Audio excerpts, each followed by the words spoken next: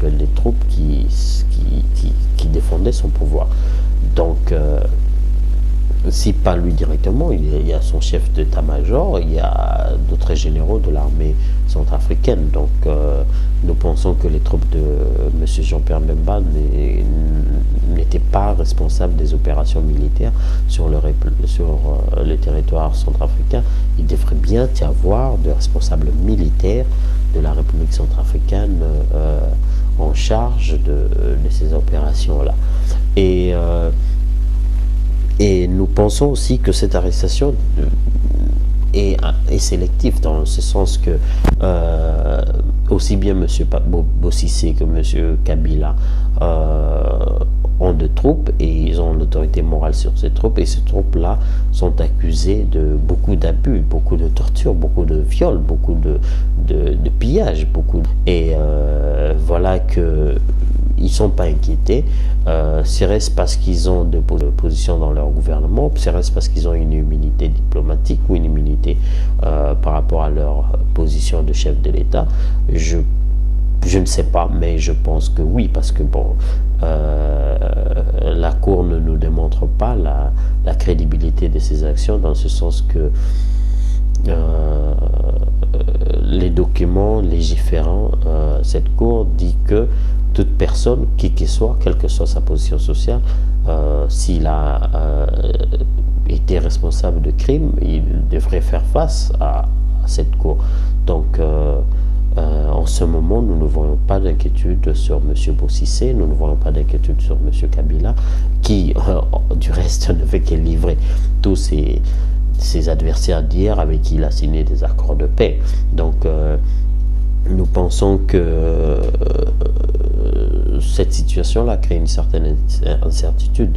Moi, je suis congolais et nous avons vu des accords de paix, des accords des négociations être conduites pour amener la paix dans notre pays, et c'est la raison pour laquelle nous lèvons et nous disons: écoutez, vous arrêtez M. Bemba aujourd'hui, qu'est-ce que vous laissez à notre jeune démocratie, qu'est-ce que vous laissez à notre République? Parce que bon, nous-mêmes Congolais, nous avions décidé dans les années 90 à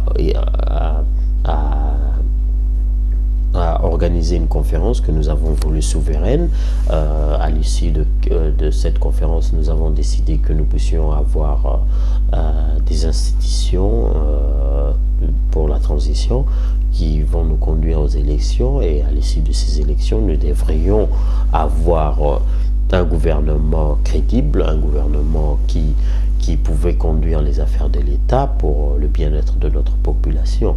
Mais avant d'en arriver à cela, nous avons décidé d'avoir des commissions de bien mal acquis, des commissions juridiques, des commissions sociales et des commissions que nous avons appelées des réconciliations.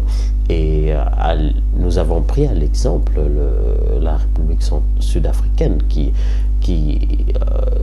a connu de problèmes d'apartheid, mais bon, ils se sont assis, ils ont décidé d'avoir une commission de réconciliation pour créer une certaine stabilité, une paix durable pour leur pays.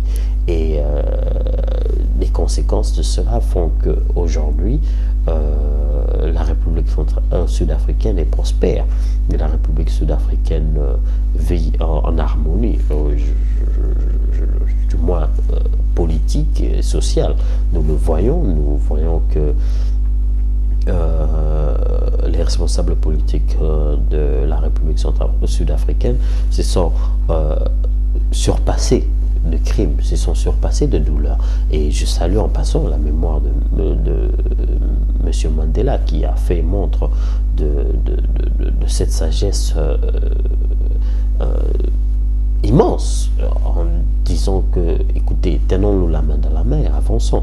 Et nous, Congolais, nous avons décidé la même chose. Nous nous sommes dit, bon, écoutez, il y a eu de crimes, il y a eu de vols, il y a eu de abus, il y a eu de torture. Bon, ben, tenons-nous la main et puis essayons d'avancer.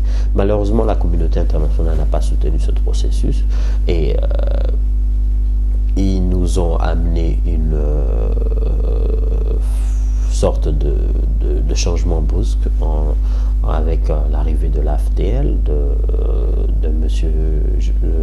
Laurent Désiré Kabila, il y a eu changement de pouvoir, Mobutu est parti, le AFDEL a pris le pouvoir, et quelques temps après, nous avons appris et nous avons vu la communauté internationale s'acharner sur le gouvernement Kabila en leur disant que, bon, écoutez, durant votre marche pour la conquête du pouvoir, vous avez commis des atrocités sur la population civile dans des camps de réfugiés. Donc les Tutsis, faisant partie de l'armée de l'AFDEL, ont fait des massacres. Et sous le commandement de M.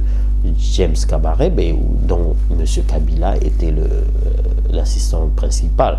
Donc il y a eu de meurtres. M. Kabila s'est mis devant la communauté internationale pour dire non, vous n'allez pas faire des investigations là-dessus. Bref, il s'en est suivi des ruptures de relations, de conflits diplomatiques entre le pouvoir de Kinshasa et de la communauté internationale. Bref, nous sommes arrivés à l'assassinat de M. Laurent Désiré Kabila. Son fils, soi-disant, est arrivé au pouvoir. Bref, on n'en parle plus. On n'en parle plus, pourquoi? Parce que, bon, Laurent Désiré Kabila n'est pas là. Mais les personnes qui ont tué, les personnes qui ont été dans les camps des réfugiés pour commettre ces meurtres, sont encore là. Ils sont encore en vie. Ils sont libres de circuler. On n'en parle pas. On ne dit mot sur ça. Est-ce que cela fait partie d'une réconciliation? Je n'en sais rien. Je n'en sais rien. Je ne pense pas. Et j'invite vraiment la communauté internationale à essayer de faire montre du même enthousiasme qu'ils ont eu vis-à-vis de M. Laurent Désiré Kabila, pour lui dire, bon, laissez-nous faire des enquêtes là-dessus. Et